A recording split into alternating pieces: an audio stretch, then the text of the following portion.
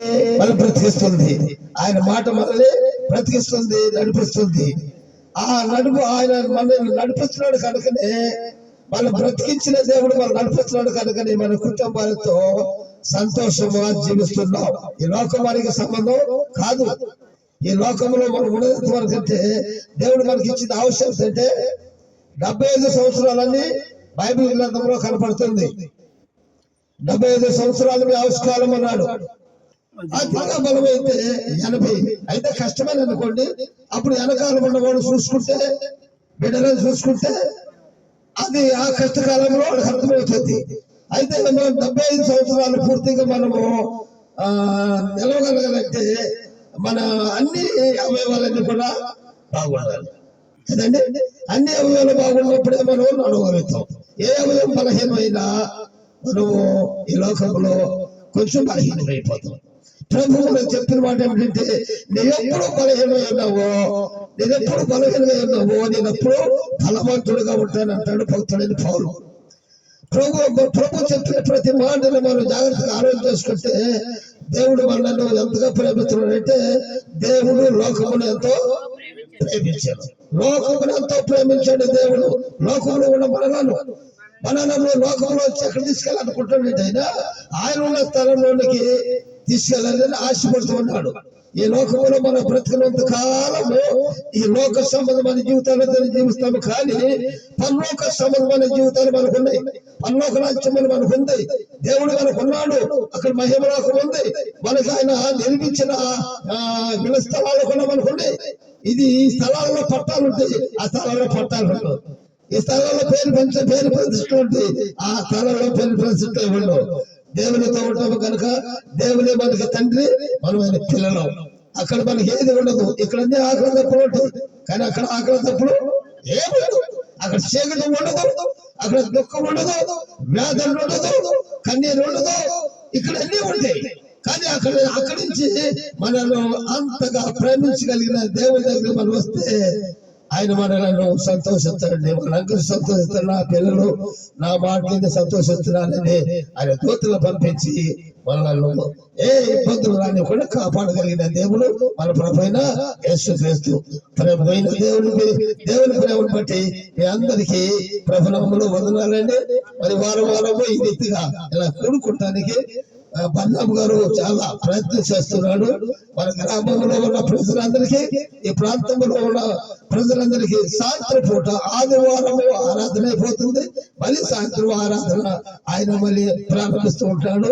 ఆ ప్రారంభంలో మరి మా సహోదరుడు బుజ్జు గారు చక్కని పాటలు పాడటానికి ప్రభు వారు కూడా గవర్నమెంట్ ఉద్యోగం చేస్తూనే ఉంటాడు. మరి చక్కగా దేవుని బిడ్డలు మరి కుటుంబంతో కూడా మరి యేసయ్య గారు సంఘంలో కలిసి పనిచేస్తూ ఉంటారు. మరి చిన్నడైనా పెద్దడైనా రాణి క్వశ్చన్ ఉండదు. ఎవరైనా పిలిచినా చక్కగా వచ్చి దేవుని పాటలు పాడి దేవుని భయపరుస్తూ ఉంటారు. యేసయ్య గారి పాటలు వారు చక్కగా పాడతాడండి. దేవునికి స్తోత్రం. మరి ప్రత్యేకమైన వందనాలు. మరి అమ్మగారు మీరందరూ కూడా చాలా ఆనందంతో మరి సాయంత్రం మీద కూడుకోవటం అంటే సంతోషమేనండి. ఈ సంతోషమైన సమాధానం మనం అందరూ పంచుకుందాము. దేవుని ఈ మాటలు కొద్ది నిమిషాలు దేవుని మాట్లాడదామండి. దేవునికి స్తోత్రం. మన మధ్యలో లాజరు అనే వ్యక్తి ఒక ఆయన కనపడుతుంటాడు బైబిల్ గ్రంథంలో. లాజరు దేవుని యందు చాలా భయభక్తి కలిగిన కుటుంబం. లాజరు తన అక్కగారు మరియమ్మ, మార్తమ్మ అనే ఒక బేతేలే గ్రామంలో నివాసం చేస్తున్న సందర్భాలు కనబడుతున్నాయి. యేసు ప్రభువారు ఈ లోకంలో వచ్చినప్పుడు ముందుగా ఎవరిని దర్శించాడంటే మార్తమ్మనే, మరియమ్మనే, లాజరుని దర్శిస్తూ ఉండేవాడు. మార్తమ్మ దగ్గరికి వెళ్ళినప్పుడు మార్తమ్మ మరియమ్మ దగ్గరికి అక్కడికి ఎప్పుడైతే బేతేలేకి వెళ్తేప్పుడు మరియమ్మ గారేమో యేసు పాదాల దగ్గర కూకొని ఆయన మాట్లాడుతూ ఉండేది.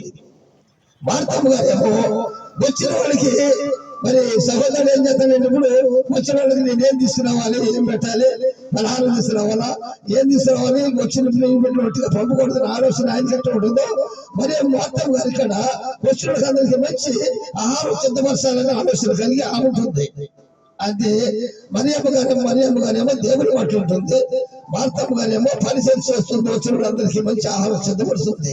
అమ్మగా మరి యేసు ప్రభువు కూడా మానవ రూపంలో కూడా ఆయన కూడా మనతో పాటు భోజనం చేసేవాడు అంటాడు. ఇప్పుడు మనతో పాటు ఆయన కూడా భోజనం చేస్తూ ఉండేవాడు అంట. కొన్ని దినాలు అయిన తర్వాత కొన్ని శిష్యులు ఏర్పాటు చేసుకుని ఆయన కొన్ని ప్రాంతాలకి స్వార్థ ప్రవర్తనకి వెళ్తూ ఉండేవాడు. ఆ సందర్భంలో లాజరుకు మరణకాలమైన రోగం వచ్చింది, చనిపోయే పరిస్థితి ఆయన ఏర్పడింది. ఈ వర్తమానము యేసు ప్రభువును పంపించారు. అయ్యా, మన స్నేహితుడు రోగి ఉన్నాడు అన్న సంగతి యేసు ప్రభువుకి వెళ్ళింది వార్త. ఆయన ఏమన్నాడంటే వెంటనే వినగానే పరిగెత్తుకుని రాలేదండి. కొన్ని దినాలు అక్కడ ఆగడం జరిగింది. కొన్ని దినాలకు ఆగడం జరిగి లోపల లాజరు గారు చనిపోయాడు. యేసు ప్రభువు రాలేదు, చనిపోయాడు. చూడండి, ఆయన ఆలోచన ఎలా ఉంటుందంటే మన ఆలోచన వేరు, ఆయన ఆలోచన వేరు, మన తలంపులు వేరు, ఆయన తలంపులు వేరు. మన తలంపులు నెరవేరు కానీ ఆయన తలంపులు ఖచ్చితంగా నెరవేరుతాయి. అంటే ఆయన అనుకుంటాడు లాజరు చనిపోయాడని ఇంట్లో అనుకుంటారు, గ్రామస్తులు అనుకుంటారు. కానీ నా దృష్టిలో లాజరు చనిపోలేదు, నా దృష్టిలో లాజరు చనిపోలేదు, నా దృష్టిలో లాజరు బ్రతికి ఉన్నాడు అని ప్రభువు అక్కడ ఇంకా 2 దినాలు ఆగటం జరిగింది. 2 దినాలు అయిపోయిన తర్వాత బేతనీ గ్రామానికి వచ్చాడు. వస్తేప్పటికి మార్తమ్మ మరియమ్మ కలిసి ఏమంటున్నారంటే, అయ్యా, మీ స్నేహితుడు చనిపోయాడు, మీరున్నట్టయితే నా తమ్ముడు బ్రతికిపడేనని మార్తమ్మ యేసు ప్రభువుని అడిగింది. అప్పుడు అంటాడు, మార్త, నువ్వు దేవుని యందు విశ్వాసం ఇచ్చిన ఎడల దేవుని మహిమ నువ్వు చూస్తావు. చనిపోయాడు అనుకున్నావు కానీ నీ తమ్ముడు మళ్ళా బ్రతుకుతాడు అని యేసు ప్రభువు స్పష్టంగా తెలియజేస్తున్నాడు. ఆ సందర్భాలు మనము ఆలోచనలు చాలా ఉంటాయండి. మన ఆలోచనలు ఎలా ఉంటాయంటే చాలా ఆలోచనలు ఉంటాయి మనలో. చనిపోతాము ఆలోచన కాదు, చనిపోయిన తర్వాత ఏమన్నా మాట్లాడగలుగుతామండి? మాట్లాడదాము కదా, వినగలుగుతావా? వినలే. ఈ చెవులు ఎందుకు ఇచ్చాడు దేవుడు మనకి? ఏంటది కదా, ఈ కళ్ళు చూడటానికి. మనకేమన్నా అనుకుంటాం లారీలు కడ ఉండే. ఇప్పుడు ఈ రాత్రి ప్రయాణం చేస్తున్నాయండి, వాళ్ళు కూడా మన కళ్ళు లాగానే వాడు కళ్ళ 2 కళ్ళు పెట్టాడు. చూసారండి, వారాల కళ్ళు ఉండి దేవుడు మనకి కళ్ళు మనకి ఇచ్చాడు. మనము లారీలకి కళ్ళు పెట్టాం. మన సొంత తెలివితేటలతో లైటింగ్ కదండి. అలాగే దేవుడిచ్చిన కనులివి, దేవుడిచ్చిన చెవులివి, దేవుడిచ్చిన నాలుకది, దేవుడిచ్చిన పెదవులివి. ఈ దేవుడిచ్చిన ఈ పెదవులు ఆయన రూపంలో ఉన్న మనలను దేవుడు ఏం చేస్తున్నాడంటే ప్రేమిస్తున్నాడు. కానీ ఆ కన్నులు ఏముండకూడదండి, దూరాలు ఉండకూడదు. కళ్ళు ఈ కన్నులు దూరం పెట్టుకుని ఎదుటో నడిచేందుకు ఎదుగుతున్నావు అంటాడు యేసు ప్రభువు. నీ కన్నులు ఉన్న దూరం తీసి వేషధారి అంటాడు అక్కడ. ఆయన మాట ఇవి, వేషధారి మొదట నీ కన్నులు ఉన్న దూరాన్ని తీసేయి, ఎదుటో నడిచేందుకు నువ్వు ప్రభు అంటూ ఉంటాడు. మనము ఈ లోకంలో ఉన్న చేపు చాలా ప్రయత్నాలు చేస్తూ ఉంటామండి. ప్రేమ చూపించలేము, యేసు ప్రభువు ప్రేమను మనము చూపించలేము. యేసు ప్రభువు ప్రేమను చూపించాలంటే ఆయన మాటకి లోపడాలి. ఆయన మాటకి ఎప్పుడైతే లోపడతాడో, మరియమ్మని వివాహం చేసుకోవాలన్నాడు యేసయ్య. మరియమ్మని వివాహం చేసుకోవడానికి ప్రధానమైంది కానీ వాళ్ళకి వివాహం జరగలేదు. ఆమె గర్భవతి అయింది. వివాహంలో గర్భవతి అయిందంటే ఆమెని ఎలా చేసుకోగలుగుతాడు యేసయ్య గారు? చెప్పండి. చేసుకోలేడు కదా. మనమైనా అనుకుంటాం ఆమె చాలా గౌరవంతురాలు అనుకున్నాను, చాలా ప్రేమంతురాలు, చాలా ప్రార్థనపురాలు అనుకున్నాను. ఏమిటి ఇది గర్భవతి ఏంటి అని యేసయ్య కొంచెం ఆలోచన చేస్తున్నాడు. కానీ దేవుని ఆలోచన ఎలా ఉందంటే, దేవుడు కన్య గర్భాన్ని జన్మిస్తాడంటే ప్రవచనాలు ఉండే కనుక ఆ ప్రవచనం నెరవేర్చడాల కోసమే మరియమ్మ గర్భాన్ని యేసు ప్రభువును పుట్టబోతున్నాడు. ఎందుకు ఈ లోకానికి పుట్టాడంటే మనలను ఈ లోకంలోంచి కాపాడుకొని మన పాపములను క్షమించి మన అపరాధములను మన్నించి ఆయన ఉన్న రాజ్యములను మనం చేర్చడానికి కోసమే యేసు ప్రభు ఈ లోకానికి వచ్చాడు. చనిపోయిన లాజరు పాతి పెట్టేశారు. 4 దినాలు అయింది. 4 దినాలు అయిందండి. చనిపోయిన తర్వాత రాజులే 4 దినాలు అయింది. 4 దినాలు అయిన తర్వాత 4 దినాలు అయిపోయిందయ్యా అని చెప్తుంది మా అత్తమ్మ. అయినను యేసు ప్రభువు ఆ సమాధి దగ్గరికి పరుగు వెళ్ళాడు.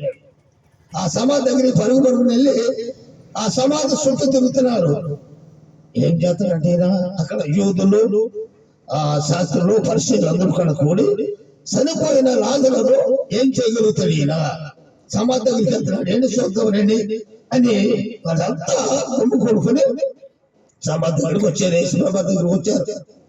యేసుప్రభు మరియమ్మ ఘోరంగా దుఃఖిస్తూ ఉన్నారు. వీళ్ళరా గమనించండి, మనము ఈ లోక సంబంధం దుఃఖాలే కానీ పరలోక సంబంధం దుఃఖం లేదు. అయితే ఏడుస్తున్న సందర్భంలో మరి యేసుప్రభు సమాధి దగ్గరికి వచ్చి ఆ సమాధి బదులు రాయిని తీసివేయండి అన్నారు. తీసిన తర్వాత తండ్రికి చెప్తాడు అక్కడ ఒక మాట. ఈ చుట్టూ నిలబడ్డారు చాలా మంది. నేనేం చేయబోతున్నావు నా సంగతి వీళ్ళకి తెలియదు నాయన. నువ్వేం చేయబోతున్నావో నేనేం అడుగుతున్నానో నువ్వేం చేయబోతున్నావో ఆ సంగతి వీళ్ళకి చుట్టూ నిల్చున్న వాడికి తెలియదు నాయన. ఇక్కడ నీ మహిమ చూపించేది తండ్రిని యేసు వారు కోరాడు. వెంటనే అని అన్నాడు, లాజరు బయటికి రా.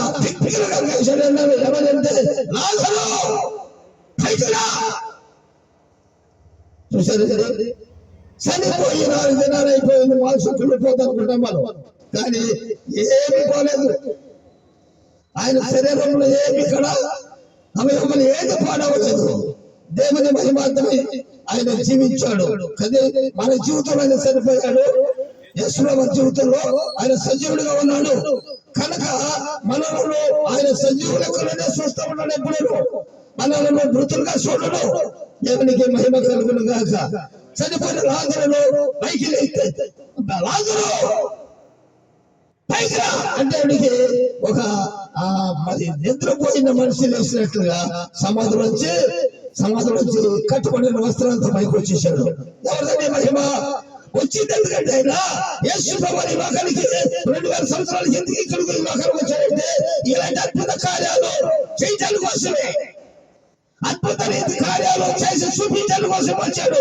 ఆయన తప్ప ఈ లోకంలో ఎవరు అద్భుత కార్యాలు చేసేవాడు ఉన్నారా? లేరు.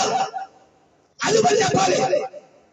మనం క్రైస్తవులు ఉండి క్రీస్తుని ధరించుకున్న మనము, క్రీస్తు రక్తంలో కనబడిన మనము, పాపుల నుంచి చేపల నుంచి విడుదల పొందిన మనము, ఈ లోకంలో జీవిస్తున్న మనము ఎవరు చెప్పాలంటే నా రక్షకుడు నన్ను విమోచకుడు, నా ప్రభు నాకు విమోచన ఇచ్చాడు, నా పాపములు క్షమించగలిగాడు, నా కుటుంబంలో సమస్యలు తొలగించాడు, నా వ్యాధి బాధలు తొలగించాడు, నా పాపములు క్షమించాడు. ఆయన ఒక తప్ప వేరొక దేవుడు లేడు.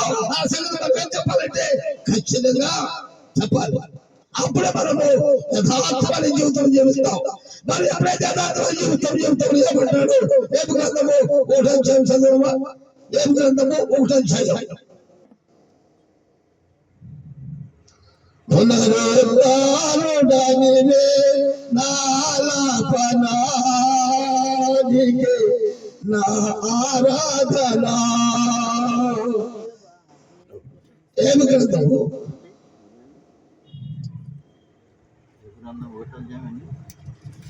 ఒకటేనండి మొత్తం పడుతాడు. ఊజు దేశమునందు మనుషుడు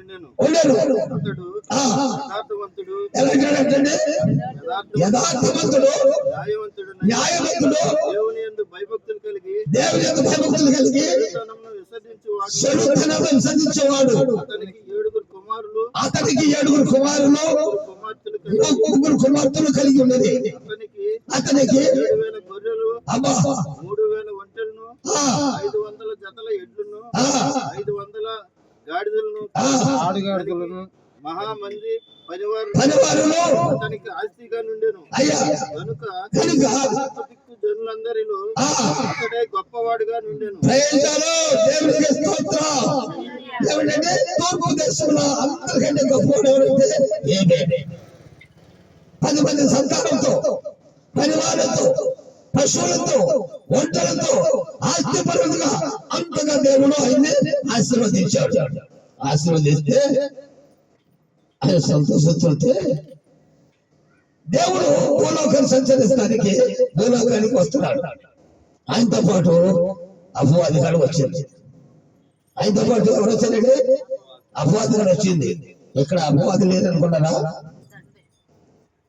మన మధ్య ఉన్నాడా?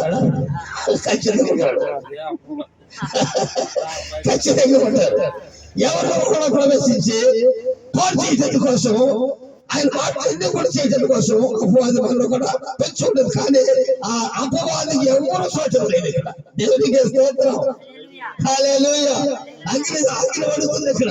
అపవాది కొడతానికి అవకాశం ఉండదు. ఎందుకంటే అందరూ వచ్చిన ప్రేమికులు అందరూ ఎలాంటి ఉంటే మంచి ప్రార్థన శక్తి మధ్యలో దేవునికి స్తోత్రం. ప్రార్థన ఎప్పుడైతే ఉందో ప్రార్థనకు వచ్చిన ప్రార్థనకి వెళ్ళాలి అని ఎందుకని అనుకున్నప్పుడే అపవాది ఇక మన మాట సంగతి అక్కడ నుండి వెళ్ళిపోతుంది. ఇక్కడ దాకా రాదు కదండి.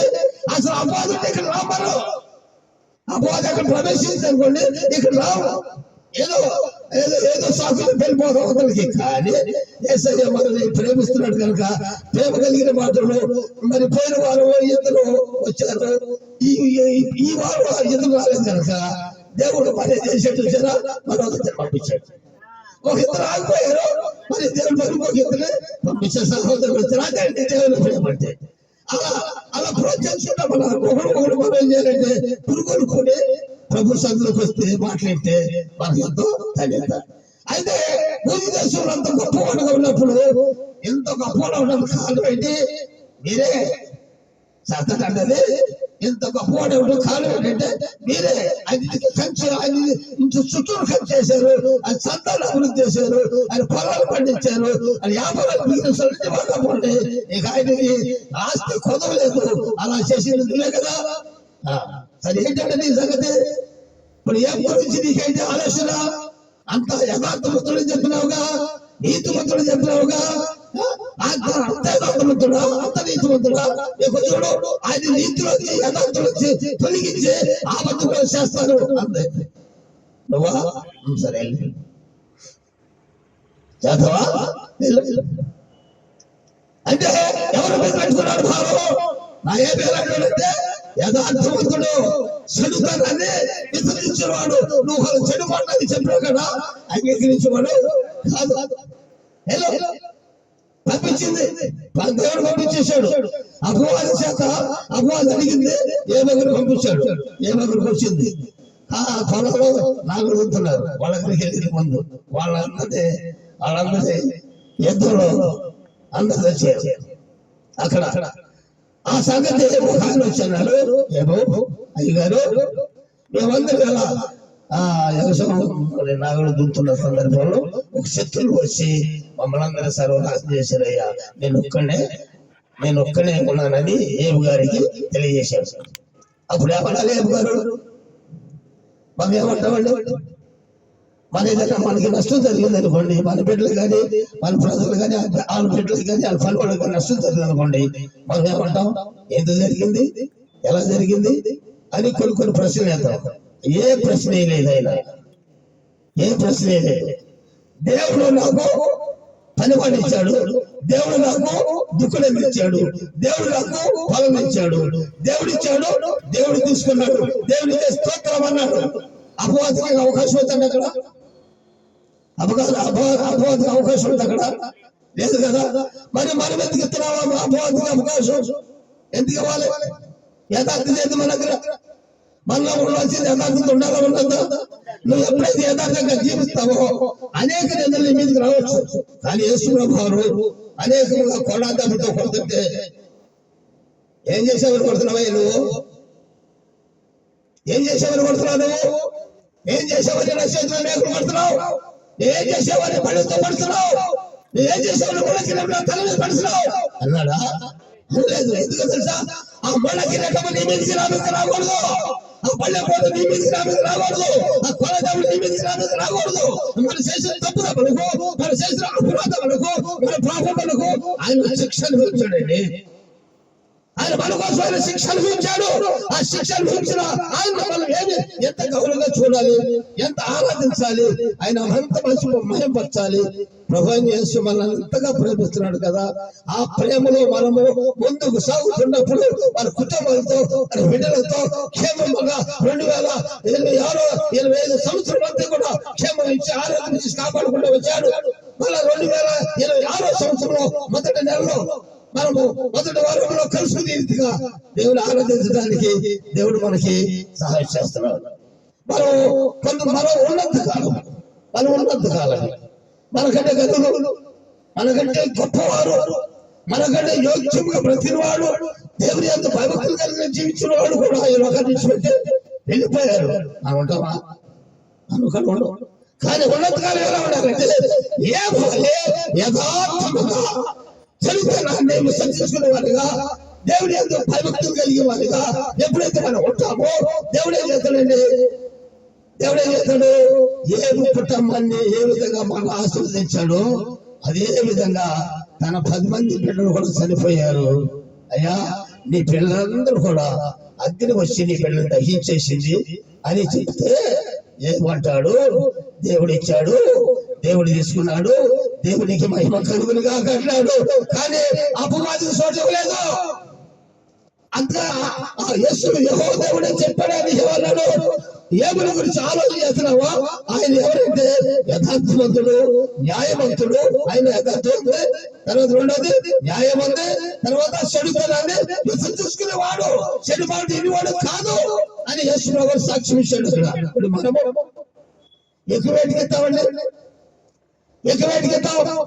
చెడుకే ఎక్కువగా మనం ఆలోచన చేస్తూ ఉంటాం. చెడు ఆలోచన అది మన కుటుంబానికి మంచిది కాదు.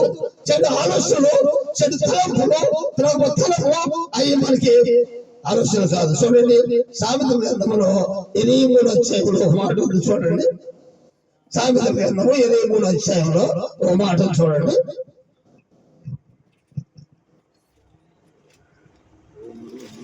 23 మాట.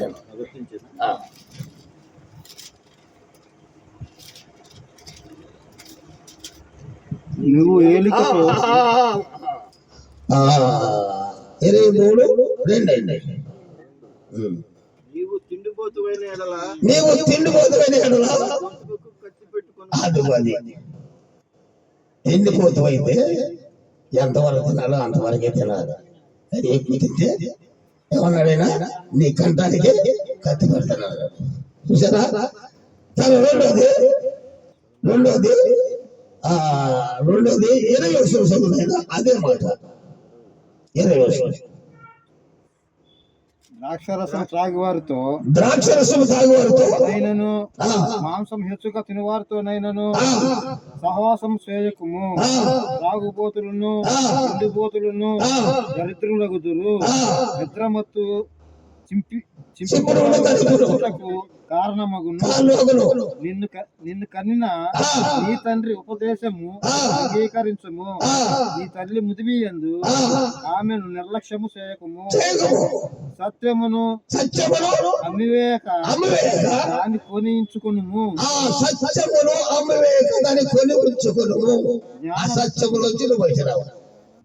జ్ఞానం దేవుడి ఇచ్చిన జ్ఞానాన్ని పొందుకోవాలి. అసత్యం వల్ల ఉండకూడదు, సత్యమే మాట్లాడాలి. ఎప్పుడు మాట్లాడే సత్యం మాట్లాడాలనుకోండి, ఆయన దగ్గరికి వెళ్తే మనతో ఆయన మాట్లాడి తెలుసండి.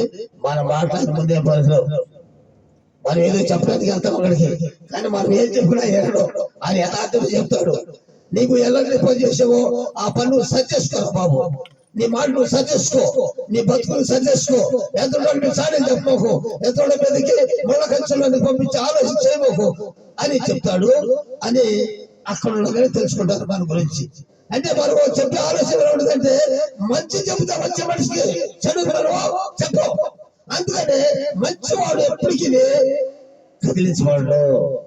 యథార్థవంతుడు ఎప్పుడూ కదిలించబడు. అందుకని ఈ మాంసం ద్వారా చూశారండి, మాంసం ఇశ్రాయేలు ప్రజలు ఐగుప్తు దేశం నుంచి బయలుదేరి వస్తూ ఉంటారు. అరణ్యంలోకి వచ్చారు. అది ఎంతమంది అంటే 80 లక్షల కాలు బలము, 25 లక్షల కాలు బలము ఒక మోషే నడిపిస్తున్నాడు. అయితే వాళ్ళు ఏమంటారంటే, మేము అరణ్యంలోకి వచ్చిన తర్వాత మాకు దాహానికి నీళ్లు లేవు, మాంసం కూర లేవండి అని వాళ్ళు అడిగినప్పుడు మోషే అన్నాడయ్యా, ఐగుప్తు దేశంలోంచి పరమకాలానికి నడిపిస్తానికి నేను ఒక్కడైపోయాను. ఈ మధ్యలో వీళ్ళు దాహం అంటున్నారు, ఆకలి అంటున్నారు, ఇది పరిస్థితి ఏంటని యేసు దేవుడికి తెలియజేస్తా ఉన్నాడు. అయితే దేవుడు ఏమన్నాడంటే, నేను ఐగుప్తు దేశం నుంచి వాళ్ళు నడిపిస్తున్నప్పుడు వాళ్ళు ఆహారం పెట్టిపోతే వంటలు చేశారండి ఆ రాజ్యంలో వాళ్ళు ఏమన్నా. దేవునికి స్తోత్రం, హల్లెలూయా. వంటలు చేశారా? లేదు. భోజనం చేయటానికి, వంట చేయడానికి అరణ్యంలో ఏమి అవకాశాలు దొరకలేదు. మోషే అన్నాడు, అయ్యా వాళ్ళు ఆకలి అవుతున్నారయ్యా, నా పిల్లలకి నేను ఆకలి వండేవాడు కదా, నా పిల్లలకి నేను ఆకలి వండేవాడు కదా, ఈ అరణ్యంలో వాళ్ళు ఎక్కడ వంటలు చేస్తారు, వాళ్ళకి నేను ప్రత్యేకమైన ఆహారం పంపిస్తున్నాను. మోషే చూడు, తెల్లంతోడికల్లా ఆడున్న స్థలం అంతా అక్కడ నిండిపోయిందండి. పైనుంచి వచ్చి మళ్ళా నిండిపోయింది. ఏమిటో ఈ వీళ్ళకి తెలియదా, మళ్ళీ ఏంటో తెల్లది వీళ్ళకి. మోషే చెప్తున్నాడు, ఇది మీకోసం ఇచ్చిన ఆహారం భుజించండి, దీన్ని భుజించండి అని మోషే ఇశ్రాయేలు ప్రజలకు తెలియజేశారు. తిన్న తర్వాత అంటారు, దాంట్లో మాంసం లేదు, దాంట్లో చేపలు లేవు, అలా దోసకాయలు లేవు, బీరకాయలు లేవు. ఇది దీంట్లో దేవదూతలు తినే ఆహారం ఇస్తే ఆయన ప్రజలకు వాళ్ళు ఏమంటారు, సయాసారం లేని ఆహారం అని ఇదే. ఏమండి, నిన్ను ప్రేమించి పరలోకమున్న దేవదూత తినే ఆహారం నీకు వడ్డిస్తే ఆ దేవుడు ఏమంటారు, వాళ్ళు ఇశ్రాయేలు ప్రజలు ఏమంటారంటే, ఇది సయాసారం లేని ఆహారం అని ఇదే. మేము అక్కడ ఉన్నప్పుడు కొండ కడుక్కుని మోసం తినడం అంటే, కాకరాలు తినవాళ్ళు, బీరకాయలు తినవాళ్ళు, ఇవన్నీ చెప్తున్నారని అవి గుర్చేసుకుంటారు. కానీ అరణ్యంలో దేవుడు ఆకలి వల్లించడా లేదు. తర్వాత మరికొన్ని సముద్రం సందర్భాలు అన్నారు. 100 నడిచిన తర్వాత సంఖ్యాకాలంలోకి వచ్చేప్పటికి, అయ్యా మాకు తాగడానికి నీళ్ళేవో. అయితే అన్ని మోసం మీద చేస్తున్నారండి ఇశ్రాయేలు ప్రజలందరూ. ఎందుకంటే అక్కడ ఉన్నప్పుడే బాగుంది, ఈ అరణ్యంలో ఏంటి శ్రమలు, ఈ అరణ్యంలో ఏంటి ఆకలి, ఈ అరణ్యంలో ఏంటి దాహము, ఏంటి ప్రయాణము అనుకుంటారు. కానీ దేవుడు చూపించిందాన్ని వాళ్ళు నమ్మలేకపోతున్నారు. అంత భయంకరమైన పరిస్థితి తప్పించాడు కదా. భయంకరమైన ఆ దాస్యకులు వచ్చి నిన్ను దాస్యకులు వచ్చి విడుదల పరిచి పాలు తేనెలు ప్రవహించే దేశానికి నిన్ను నడిపించిన నాయకుని పెట్టి నేను నడిపిస్తుంటే నువ్వు నమ్మేవా దేవుణ్ణి? దేవుడు ఏదో భయభక్తులు ఇచ్చావా? ఆనాడు లేదు, ఈనాడు కూడా లేదు. అలాగే ఎంత ఇసుకిచ్చినాను మోషే ఎంతో సహించుకుంటూ దేవుడితో చెప్పుకుంటూ వచ్చాడు. ఒక దినాన్ని అన్నాడు, ఆ బండ దగ్గరికి వెళ్ళి మాట్లాడాను, ఆ బండ దగ్గరికి వెళ్ళి మాట్లాడని మోషేతో చెప్పాడు దేవుడు. వెంటనే ఏం చేశాడు, ఆ ప్రజల్ని ఏమన్నాడంటే, ఇశ్రాయేలు ప్రజల్ని, ద్రోహులారా రండి, ఇసుకు పుట్టి వాళ్ళు ఇసుకి పుట్టి ఒక మాట అన్నాడు. అక్కడ ఒకే ఒక మాట అన్నాడు, ద్రోహులారా రండి అంటే వాడికి దేవుడు ఆ మాట పట్టుకున్నాడు. నా ప్రజలను నువ్వు నాయకత్వం ఇచ్చినప్పటికీ, నువ్వు ఎంత ప్రార్థన చేసినప్పటికీ, నువ్వు ఎంతగా బలహీనం అయిపోయినప్పటికీ ప్రజలకి, ఇప్పుడు నువ్వు నా పిల్లలు ఏమన్నావు అంటే ద్రోహులరా అంటావా నువ్వు అని దేవుడు కోపం వచ్చి మోషేని ఆయన చనిపోయిన తర్వాత ఆయన సమాధి ఎక్కడ ఉందో కూడా తెలియని రీతిలో చేశాడు దేవుడు. దేవునికి స్తోత్రం. చూసారండి, ఆయన ప్రజలను మోస ప్రవక్త అయ్యండి ప్రేమించలేక ఎవరంటే ఇసుకుపుట్టు మాట అన్నారండి. అది దేవునికి ఇష్టమైన మాట. నా ప్రజలను ద్రోహులు అంటావన్న మాటకి నీవు పాలు తేనెలు ప్రవహించే దేశాలను చూడు. ఇక నువ్వు చూడవు కానీ చూపిస్తాను కనుక ఇదిగో ఈ పర్వతం నుంచి ఆ ప్రాంతం అంతా చూడాలి కనుక అని అక్కడికి ఆయన నడిపించలేదండి. కానీ వాడు తెలుసండి, దేవుని మాటలు ఏం చేశాడంటే ఉల్లంఘించాడు. అక్కడ ఆయన ప్రజల్ని నిందించాడు. ఆయన ప్రజల్ని నిందిస్తే మాత్రం దేవుడు ఒప్పుకునేవాడు కాదు. మనము దేవుని ఎందుకు భయభక్తులు కానీ ఎప్పుడైతే జీవిస్తామో దేవుడు మనలను ప్రేమతో పాలు తేలు ప్రవేశించి దేశానికి ప్రజలు నడిపించాడు. ప్రేమంటే దేవుని బిడ్డారా, మనమంటే ఆయనకంతా ప్రేమ. ఆ ప్రేమ శిలువలో చూపించాడు.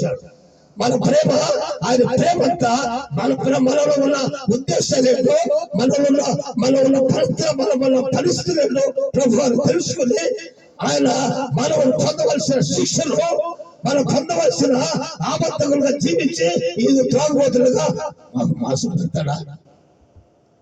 మోషే గారు మాకు మాసం కలుగుతాడా మీ దేవుడు అంటే, అయ్యా ఈ మాసం కావాలంటే అయ్యా సరే నా పిల్లలు మాసం కోరేదట చూస్తాడు తెల్లతాడుగా వెళ్ళండి వాళ్ళున్న ప్రదర్శన కూడా పూరేలతో నిన్ను పూరేటండి తీసుకునే తినొచ్చాడంట మనుషులు గారు. వాళ్ళు తింటూ ఉండగానే కోపం వాళ్ళ మీద రగులుకుంది. ఏంటి ఇంత మాసం కావాలి మీకు?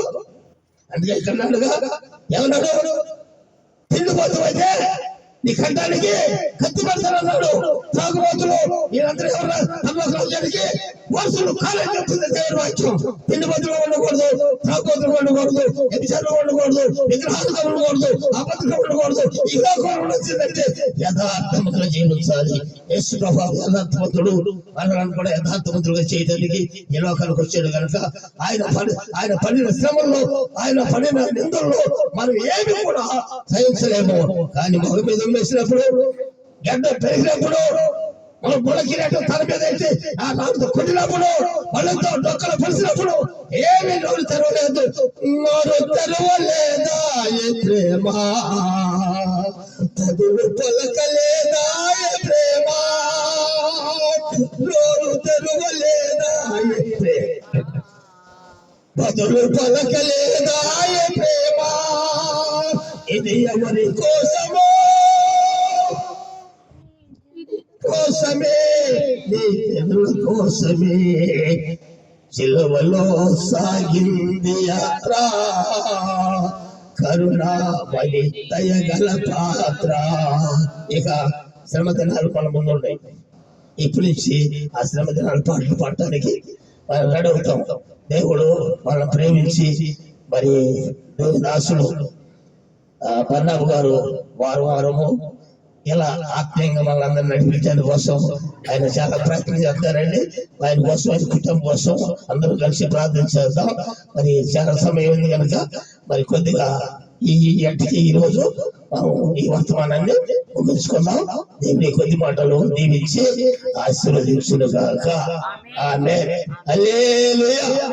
అందరికీ ప్రభు నామములో వందనాలండి.